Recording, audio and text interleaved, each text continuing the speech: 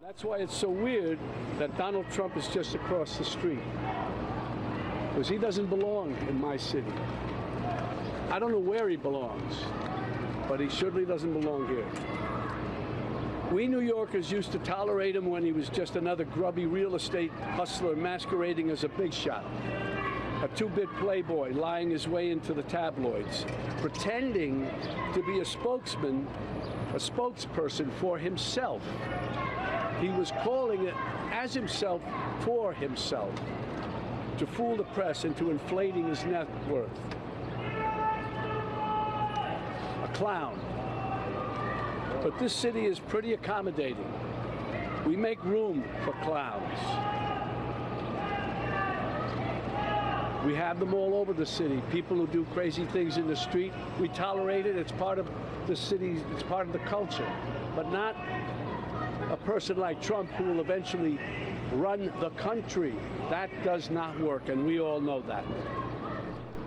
It's no surprise that the murder rate and other violent crimes peaked under Trump and are falling under Biden. And now he's promising to use our own military to attack U.S. citizens. That's the tyrant. That's the tyrant he's telling us he'll be.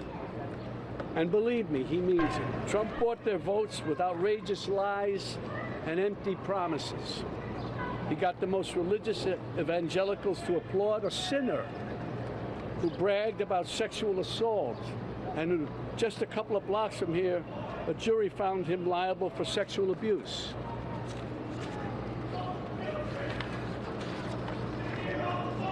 Somehow, he even got self-styled patriots to support a man who called for terminating the Constitution, and on January 6th, rallied an angry mob to threaten democracy, leaving death and destruction in its wake. That's why I needed to be involved and wanted to be involved in the new Biden-Harris ad, because it shows the violence of Trump and reminds us that he'll use violence against anyone who stands in the way of his megalomania and greed. But it's a coward's violence. You think Trump ever threw a punch himself or took one? This guy who ran and hid in the White House bunker when there were protesters outside? No way.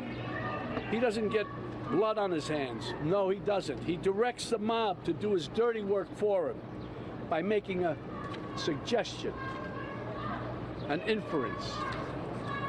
And his gang grovels and follows his obvious order.